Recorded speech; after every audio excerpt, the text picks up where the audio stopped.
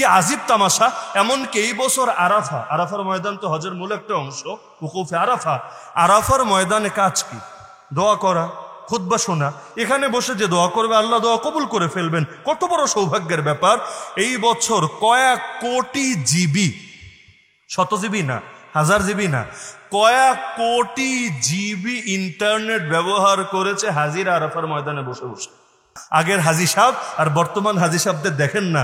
আগে যারা হাজি সাহেব আসতো, হাজি শব্দেরই একটা সম্মান ছিল আলাদা, কারণ অধিকাংশের আগের জীবন পরের জীবন মিলতই না।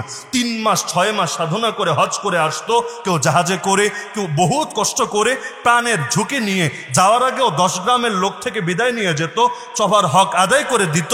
এটা ভাবতো না যে ফিরে আসবো কিনা, আসলে আলহামদুলিল্লাহ, না আসলেও আফসোস নাই।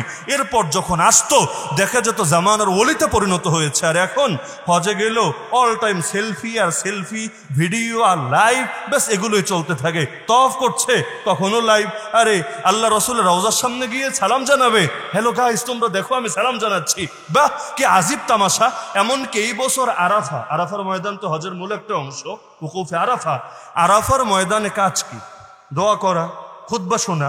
এখানে বসে যে দোয়া করবে আল্লাহ দোয়া কবুল করে ফেলবেন। কত বড় সৌভাগ্যের ব্যাপার! এই বছর কয়েক কোটি জিবি, 100 জিবি না, 1000 জিবি না, কয়েক কোটি জিবি ইন্টারনেট ব্যবহার করেছে হাজিরা আরাফার ময়দানে বসে বসে। কাজটা কি আমারে বলেন? যে বাঙালিরা দেখাবে?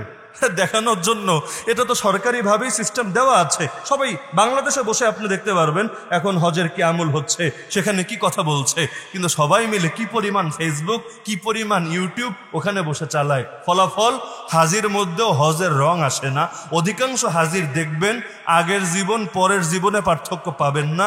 আগেও ছিল পাজি, পরেও রয়ে গেছে পাজি। এমন হয় নাকি? হয় না। কেন? কারণ দিলের কোরবানি নাই। পয়সা আছে, গিয়েছে একটা ফুডানি, একটা ট্যুর, একটা ট্রাভেল সেরে দিয়েছে। এভাবে হবে না। আল্লাহর কাছে দামি হতে চাইলে অন্তরের কোরবানি লাগবে নাকি লাগবে না? তা আগামী বছর যারা কোরবানি দিবেন কাজটা করবেন তো ইনশাআল্লাহ। আমি আগেই বলেছি করা জরুরি না, ফরজ ওয়াজিব কিচ্ছু না, কিন্তু এভাবে করলে দেখবেন ওই কোরবানিতে আলাদা একটা মহাব্বত থাকবে এবং এটা অন্তরে আপনি অনুভব করতে পারবেন ইনশাআল্লাহ। তো সেই শাহজালাল রহমাতুল্লাহ আলাইহি সহ সেই বাহিনী গিয়ে সিলেটে ঢুকলেন। রাজা গৌরগোবিন্দ নাম শুনেই প্রাসাদ ছেড়ে পালিয়ে গেল। সেখানে আজান হলো, রাজা গৌরগোবিন্দর প্রাসাদ মাটির সাথে মিশে চূর্ণ বিচূর্ণ হয়ে গেল।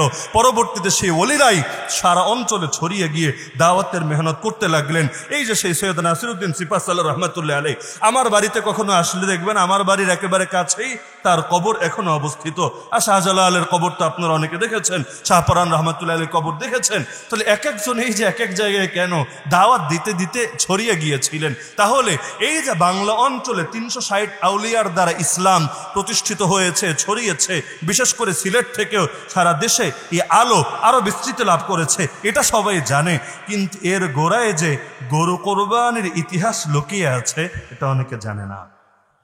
তাহলে গরু কোরবানির দ্বারা বা গরু কোরবানির বরকতে এই অঞ্চলে ইসলাম বিজয়ী হয়েছে। ওই যে শুরুতে বলেছিলাম কথাটা ভুল, কথাটা মিথ্যা, কথাটা অবাস্তব নাকি বাস্তব? তো এই তথ্য প্রমাণের আলোকে এটাই প্রমাণিত হচ্ছে। এবং আমার দিল বলে, ভবিষ্যতের বাণী তো আমরা করতে পারি না, আমার দিল বলে এখন যেই ষড়যন্ত্র নতুন করে শুরু হয়েছে গরু কোরবানের বিপক্ষে, এর পরপরই ইনশাআল্লাহ আবারও গোটা হিন্দুস্তানের বুকে, শুধু বাংলাদেশ না গোটা ভারতবর্ষের বুকে আবারও ইনশাআল্লাহ ইসলামের বিজয় হবে। কে আমার দিল সাক্ষ্য দেয়? আপনাদের দিল দেয় না? দেয় না? অন্ধকারের পরে আলো আসে, মেঘ কেটে গেলেই সূর্য বেরিয়ে আসে। তো বড় চাপ যাচ্ছে, বড় কষ্ট যাচ্ছে, কষ্ট তো আমরাও করেছি, কিন্তু ইনশাআল্লাহ এই কষ্টগুলোই ইতিহাসে স্বর্ণের অক্ষরে লেখা হবে। আর যারা দালালি করে, দাগাবাজি করে, মাওলানা আফজল সাদি সাহেব তো শুরুতে বলছিলেন যে যারা 2 নম্বরই করে নিজেকে ভালো রাখার জন্য উম্মার সঙ্গে গাদ্দারি করছে, কাফের মুশরিকদের সুরে সুর মিলিয়ে কথা বলছে, অপেক্ষায় থাকেন। মির্জাফরদের আশপাশের নামের জায়গাগুলো খালি আছে, আগামী দিন এই জায়গাগুলো অনেকের দ্বারা ভরবে।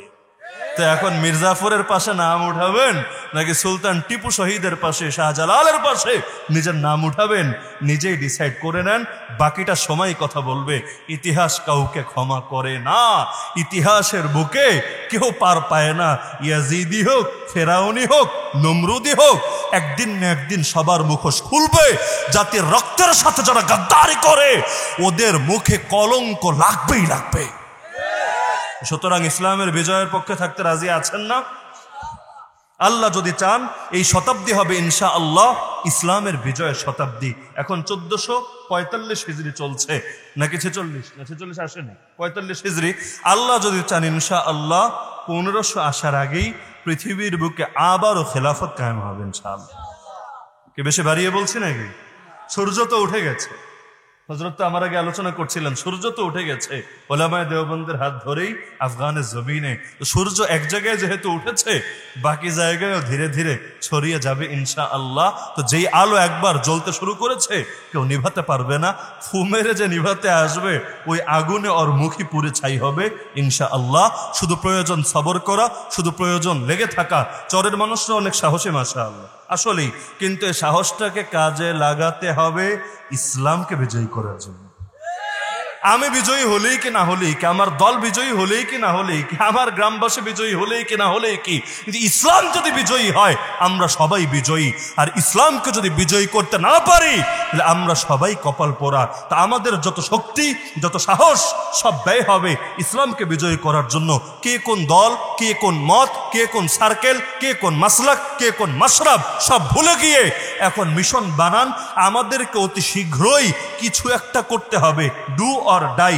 হয়তো করবেন, না হলে মরবেন। হয়তো কাফের মুশরিকরা এসে মাটির সাথে মিশিয়ে দিবে, আগামী দিনের ফিলিস্তিনের ভাগ্য বরণ করতে হবে, অথবা আগামী দিনের ইসলামের সূর্য আবার ওই অঞ্চলে উদিত হবে। শাহজালাল, এক শাহজালাল কবরে শুয়ে আছে, তাতে কি? শাহজালালের উত্তরসূরি ঘরে ঘরে তৈরি হবে।